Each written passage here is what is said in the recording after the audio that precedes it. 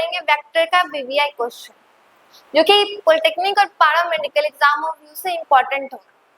जैसे कि जितना भी पैरामेडिकल या पॉलिटेक्निक एग्जाम लेता है उसमें नेसेसरी है कि वेक्टर से 1 से 2 क्वेश्चन आपका पूछेगा ही पूछेगा। तो हम आपको अभी बताएंगे तरीका कि क्विकली बना तो हम लोग सब सकते हैं, वेक्टर का क्वेश्चन बनाने में सब बना लेंगे, पर एग्जाम में क्या होता है हम लोग को समय बचाना है, मतलब फास्टली उस क्वेश्चन को सोच लेना है। तो पहले हम लोग उस क्वेश्चन को बनाते हैं और फिर हम आपको वो तरीका बताएंगे क्विकली हम लोग कैसे सोच लेंगे क्वेश्चन एग्जाम में, ठीक है। तो पहला क्वेश्चन देखिए, which one of the following is a vector quantity. तो क्वेश्चन जब बोल रहा है कि इसमें से कौन सा क्वांटिटी वेक्टर है, तो दिमाग में क्या आता है? दिमाग में आता होगा कि जिसके पास डायरेक्शन हो, क्योंकि मैग्नीट्यूड तो सबके पास होता है, वैल्यू तो सबके पास होता है, पर डायरेक्शन जिसके पास है वो वेक्टर क्वांटिटी। तो 4 ऑप्शन है, तो सोचिए मास, क्या मास में हम लोग कभी देखते हैं डायरेक्शन है कि नहीं है? नहीं देखते हैं। एनर्जी, एनर्जी में भी हम लोग नहीं देखते हैं कि कौन से डायरेक्शन में एनर्जी लगा रहे हैं हम लोग। या फिर वर्क, वर्क में भी हम लोग कभी भी डायरेक्शन का बात नहीं करते हैं। इसका मतलब एनर्जी, वर्क और मास ये तीनों ही स्केलर क्वांटिटी है, ठीक है। और मोमेंटम जो है वो वेक्टर क्वांटिटी। मोमेंटम क्या है? Vector quantity. तो इसमें आंसर क्या हो जाएगा? मोमेंटम।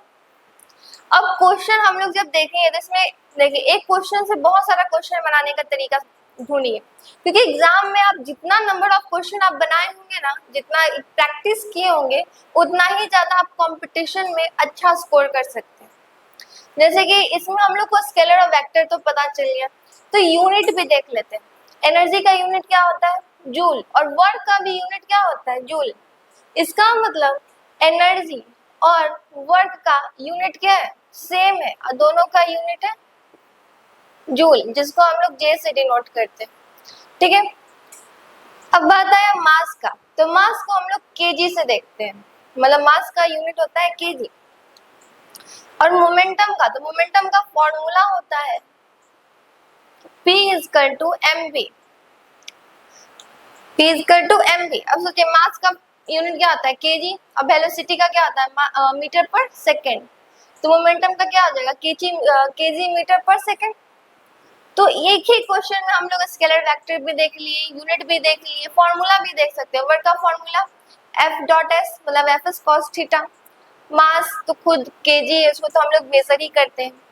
तो ये सब कुछ, जैसे मास हुआ तो मास के साथ साथ कभी कभी वेट भी पूछ देता है। वेट का यूनिट क्या है? तो न्यूटन।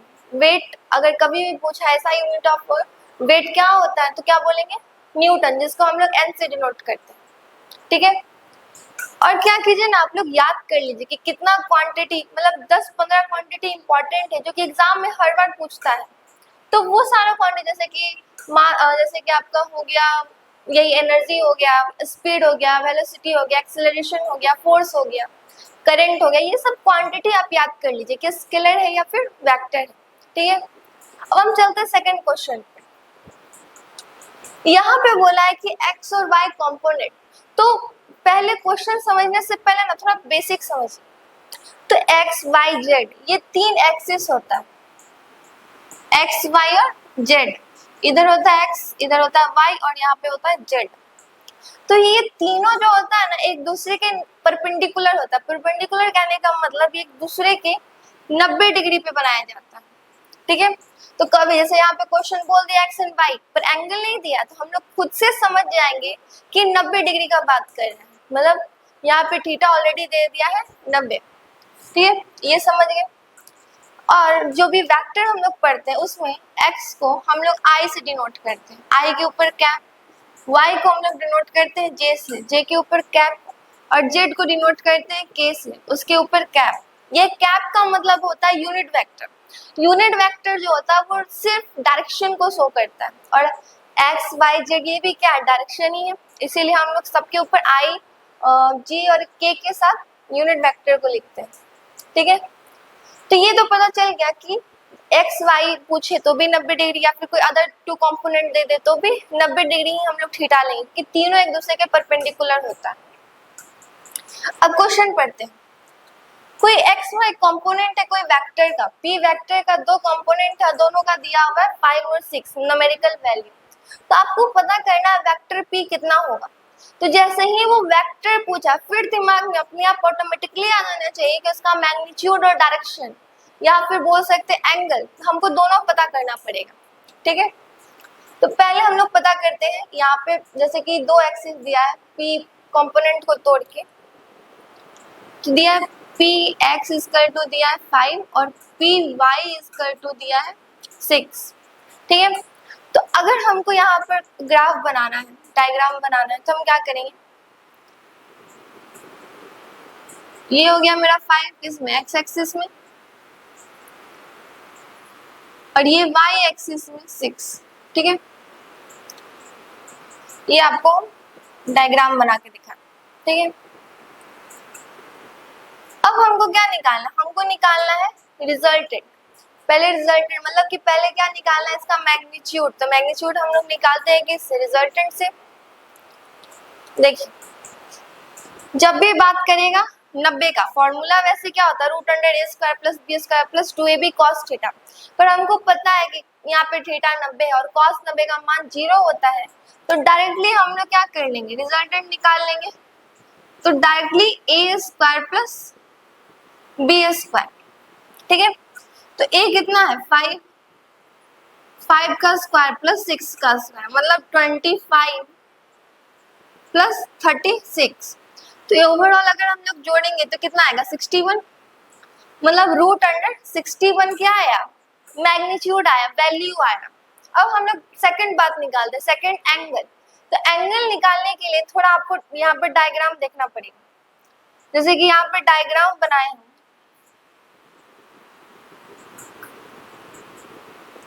इधर मान लीजिए 5 ये एक्स एक्सिस में था, ये वाई एक्सिस में था, ये 6 था। हमको जब भी उसका एंगल निकालना होता है ना, तो हमको रिजल्टेंट पहले निकालना जरूरी होता है। तो रिजल्टेंट आपको पता है, ऐसा अगर कभी भी रहे तो रिजल्टेंट बीचों बीच जाता है। ठीक है, ये आपका हो गया रिजल्टेंट, ये हो गया रिजल्टेंट। और हम आपको प्रीवियस क्लास में, प्रीवियस जब हम आपको बताए थे तो फॉर्मूला भी बताए थे। और एक और बात आपको याद होगा कि हम वहाँ पे रिजल्टेंट और एडिशन दोनों चीज बताए थे कि जब भी रिजल्टेंट निकालना हो और ऐसा वेक्टर है तो हम क्या करते हैं, वेक्टर का पोजीशन हम लोग डिस्प्लेस कर सकते हैं, पोजीशन को हम लोग डिस्प्लेस कर सकते हैं। इसका मतलब इस वेक्टर को हम लोग यहाँ पे ला सकते हैं। ठीक है, अब देखिए ये कितना इजीली, मतलब हम लोग ये जो y पे था उसको हम लोग थोड़ा सा इसको डिस्प्लेस कर लिया, इसका पोजीशन, डायरेक्शन चेंज नहीं होना चाहिए, बाकी हम लोग पोजीशन क्या कर सकते हैं, डिस्प्लेस कर लिए। अब जो रिजल्टेंट का साथ वाला वेक्टर होता है वो जो थीटा बनाता है वही क्या होता है, एंगल। और यहाँ पे एंगल निकलता है tan थीटा से, तो tan theta is equal to p by b। ये क्या हो गया आपका रिजल्टेंट, मतलब ये रिजल्टेंट हो गया। रिजल्टेंट निकालने का फॉर्मूला जब 90 डिग्री पे दिया रहे, और ये एंगल निकालने का फॉर्मूला, तो tan theta is equal to p by b। तो p कितना हो जाएगा, p ये हो जाएगा और b ये हो जाएगा, मतलब 6/5। और अगर हमको तो पता है कि 10 में ऐसा कोई वैल्यू एग्जिस्ट नहीं करता है, तो जब वैल्यू एग्जिस्टेबल ना हो, मतलब ऐसा हमको पता ना चले, तो क्या करते हैं, theta is equal to tan inverse कर लेते हैं 6/5। ठीक है, तो ये कॉन्सेप्ट अभी हम आपको जितना कॉन्सेप्ट बताया उसको अलग से नोट डाउन कर लीजिए, ताकि कंपटीशन जब भी आपको एग्जाम देने जा रहे हो तो एक बार पलट के पन्ना देख लीजिएगा कौन सा फॉर्मूला कहाँ लगाते हैं, तो एग्जाम में आपको सहूलियत भी होगा और आप ज्यादा क्वेश्चन आंसर भी कर पाएंगे। ठीक है, तो आप इतना क्वेश्चन नोट डाउन कर लीजिए। अब हम लोग नेक्स्ट क्वेश्चन पे चलते हैं। अब देखिए थर्ड नंबर क्वेश्चन देखते हैं। तो यहाँ पूछा है determine the magnitude of vector, मतलब कि मैग्नीट्यूड पूछा था, हमको निकालना क्या है, रिजल्टेंट निकालना है। तो मैग्नीट्यूड यहाँ पे 3 दिया हुआ है, आई में, जे में और के में। 3 वेक्टर दिया हुआ है जिसमें आई में 2 है, जे में 3 और के में 6 है। तो ये आपको हम पहले भी सेकंड क्वेश्चन में भी बताए और पहले भी बताए थे कि जब भी 3 नो दे देगा, एक्स वाई जेड तीनों का बात करेगा, जैसे कि हम लोग को पता है 3 एक्सिस होता है, एक्स वाई और जेड। जब तीनों का बात करता है तो रिजल्टेंट हमको पता है तीनों क्या एक दूसरे के परपेंडिकुलर है, इसीलिए रिजल्टेंट निकालने के लिए हम क्या करेंगे, रिजल्टेंट निकालने के लिए हम सबका क्या करते हैं, स्क्वायर कर देते हैं। तो सिंपली आपको हम बता देते हैं, जैसे x में जो रहेगा उसका स्क्वायर कर देंगे, फिर y में जो रहेगा उसका स्क्वायर कर देंगे, और z में रहेगा उसका स्क्वायर कर देंगे, ठीक है। तो यहाँ पर क्या हो जाएगा, r equal to root under 2 का स्क्वायर प्लस यहाँ पे क्या है -3 का स्क्वायर, और z में क्या है 6, तो 6 का स्क्वायर। अब देखिए यहाँ पे क्या हो जाएगा, रूट अंडर ही 4 प्लस 9 प्लस 36, जिसके ऊपर भी स्क्वायर रहता है वो माइनस साइन प्लस में कन्वर्ट हो जाता है, ठीक है। तो यहाँ पे ओवरऑल अगर हम सबको ऐड कर लेंगे तो मेरा 49 आएगा, और इसका रूट हटा देंगे तो आएगा 7। मतलब कि हमको निकालना क्या था, मैग्नीट्यूड, और मैग्नीट्यूड कितना आया मेरा 7। तो जब भी बात करें एक्स वाई जेड तीनों का, तो रिजल्टेंट निकालने के लिए करना कुछ नहीं है, रूट अंडर लगा देना और सबका स्क्वायर कर देना, ठीक है। तो इसको याद रखें, एग्जाम में क्या करेंगे, क्विकली बनाना है तो हमको फॉर्मूला याद है, दिमाग में कैलकुलेशन करके तुरंत आंसर ले आएंगे, ठीक है। अब हम चलते हैं अगला क्वेश्चन पे। यहाँ पे भी क्या पूछा है, find the resultant of the vector. मतलब आपको दो वेक्टर दे दिया, उसका पूछा रिजल्टेंट क्या होगा। तो यहाँ पर हमको रिजल्टेंट निकालना है, ठीक है।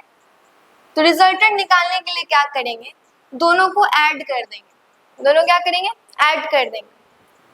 तो ऐड करेंगे तो यहाँ पे फॉर्मूला ज्यादा कुछ नहीं, जितना x वाला है ना उस सबको एक साथ रखेंगे, x को साथ में रखेंगे, फिर जितना y में है वो सबको y में साथ में रखेंगे, मतलब जे x को क्या बोलते हैं, y को क्या बोलते हैं जे, और जितना z होगा मतलब जितना k वाला होगा वो सबको साथ में रख देंगे। जैसे कि देखिए हम आपको बना के दिखाते हैं, हम बोले i के साथ में रखेंगे तो यहाँ पे 2i है 4i, और यहाँ पे भी 4i है, तो दोनों को साथ में रख के ऐड कर देंगे, ठीक।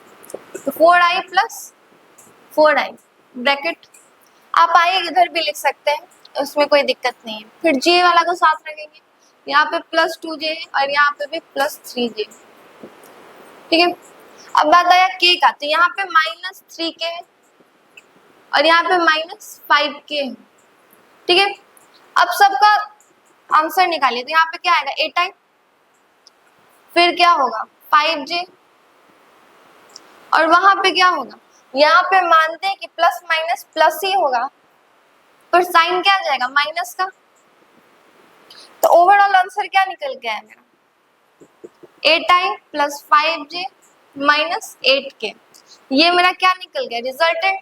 तो जितना ऐसा क्वेश्चन रहे ना तो सारा x वाला को साथ में रख के ऐड कर दें, या फिर जो भी सिंबल अकॉर्डिंग टू सिंबल, फिर जो j रहे उसको साथ कर दे और k रहे उसको साथ करके उसका रिजल्टेंट निकाल लें, ठीक है। तो ये दो अलग अलग कॉन्सेप्ट था, ये दोनों को आप नोट डाउन कर लीजिए। अब चलते हैं नेक्स्ट क्वेश्चन पे, तो हम लोग देखेंगे रिजल्टेंट कैसे निकलता है। तो ये हम आपको प्रीवियस वीडियो में भी बता चुके हैं, फिर से देख लेते हैं, ठीक है। यहाँ पे हमको रिजल्टेंट निकालना है और दो वेक्टर दे दिया 6 और 8, तो मानते हैं कि a जो है वो 6 है और b वेक्टर जो है वो 8 है, और बोल दिया है कि जो एंगल बना रहा है वो 90 डिग्री का है। तो क्वेश्चन जब खुद बोल रहा है कि एंगल 90 डिग्री का है, तो रिजल्टेंट का फॉर्मूला क्या होगा, root under a square plus b square plus 2ab cos theta. तो यहाँ पे 90 डिग्री, अगर 90 डिग्री के कोई अलावा कोई और एंगल रहता तो cos थीटा की जगह हम लोग पुट कर लेते, पर हम लोग को पता है कि 90 डिग्री है तो इसका मतलब cos 90 जीरो हो जाएगा, और लास्ट में मेरा क्या बचेगा, resultant is equal to root under a square plus b square. तो हम लोग डायरेक्टली ही इस फॉर्मूला का यूज करेंगे। अगर कभी भी आप 90 डिग्री देखें या परपेंडिकुलर देखें या x या y कोई भी दो कंपोनेंट को देखें, तो सीधा क्या करना है, दोनों वेक्टर का रूट लगा देना है और स्क्वायर कर देना है, ठीक है। तो यहाँ पे क्या हो जाएगा 6 का स्क्वायर 36 प्लस 8 का स्क्वायर 64, तो रूट अंडर कितना आएगा 100 और निकल के कितना आएगा 10, मतलब मेरा रिजल्टेंट कितना आया दोनों फैक्टर का 10। तो ये नॉर्मल रिजल्टेंट था, ये सब हम लोग सीख चुके हैं। पर अभी हम आपको एक और तरीके का रिजल्टेंट निकालने का क्वेश्चन बताते हैं। देखिए यहाँ बोला है find maximum and minimum resultant, क्या बोला है मैक्सिमम और मिनिमम रिजल्टेंट, यहाँ पे लिखा हुआ है। तो ये टॉपिक के बारे में हम आपसे बात किए थे किसमें, टाइप ऑफ वेक्टर में, उसमें आपको हम बताए थे मैक्सिमम और मिनिमम रिजल्टेंट के बारे में। तो देखिए, जब भी मैक्सिमम रिजल्टेंट बोले दिमाग में आ जाना चाहिए कि दो वेक्टर जो होगा वो सेम डायरेक्शन में होगा, ठीक है। तो एक 10 न्यूटन है और एक 6 न्यूटन है, एक डायरेक्शन में होगा, सेम डायरेक्शन सेम होगा, वेक्टर कौन सा होगा, तो इस वेक्टर को हम लोग बोलते हैं पैरेलल वेक्टर, ठीक है। पैरेलल वेक्टर, डायरेक्शन सेम है। जब ऐसा पैरेलल वेक्टर होता है तो एंगल बनता है 0 डिग्री, और रिजल्टेंट निकालने के लिए हम लोग सिंपल क्या करते हैं, दोनों वेक्टर को ऐड कर देते हैं। तो ये चारों पॉइंट याद रखिएगा, जब भी, जरूरी थोड़ी ना वो मैक्सिमम या मिनिमम रिजल्टेंट ही पूछे। क्वेश्चन आपका पूछ सकता है कि दो वेक्टर 0 डिग्री पे है, दो वेक्टर एक दूसरे के 0 डिग्री पे है, तो रिजल्टेंट बताइए, तो भी आपको यही फॉर्मूला लगाना है रिजल्टेंट निकालने के लिए, ठीक है। या फिर बोल दिया कि दो वेक्टर एक दूसरे के पैरेलल है, तो भी यही लगाएंगे। तो देखिए यहाँ पे आंसर क्या हो जाएगा, डायरेक्ट ऐड ही करना है, तो 10 न्यूटन प्लस 6 न्यूटन कितना हो जाएगा, 16 न्यूटन, डायरेक्ट ऐड कर दिए, ठीक है। बात आया मिनिमम रिजल्टेंट का, तो जब मिनिमम रिजल्टेंट बोले तो समझ जाइए कि दोनों वेक्टर जो है वो अपोजिट डायरेक्शन में, एक कोई 10 न्यूटन है और एक 6 न्यूटन है, ठीक है। तो यहाँ पे भी चार बात देखेंगे। पहला, ऐसा अगर अपोजिट डायरेक्शन हो तो जो वेक्टर बनता है उसको बोलते हैं एंटी पैरेलल वेक्टर। क्या बनता है, एंटी पैरेलल वेक्टर। और ये इसका डायरेक्शन क्या होता है, एक दूसरे के अपोजिट। और जब भी एंटी पैरेलल वेक्टर बनता है तो उसका एंगल होता है 180 डिग्री। तो उसका रिजल्टेंट निकालने के लिए सिंपली हम क्या करते हैं, दोनों वेक्टर को एक दूसरे से सब्ट्रैक्ट कर देते हैं, ठीक है। तो इस फॉर्मूला को हम लोग याद रखेंगे। तो रिजल्टेंट इसमें क्या हो जाएगा, 10 न्यूटन माइनस 6 न्यूटन, तो आंसर कितना होगा, 4 न्यूटन, ठीक है। तो हम आपको ये बताया कि क्वेश्चन नेसेसरी नहीं कि मैक्सिमम या मिनिमम पूछेगा, वो तरीका बदल भी सकता है। तो हम सारे जितने भी तरीके से क्वेश्चन पूछ सकते हैं वो सारे पॉइंट ऑफ व्यू आपको हम बता दिए। तो आप इसको क्या कीजिए, नोट डाउन कर लीजिए, ठीक है।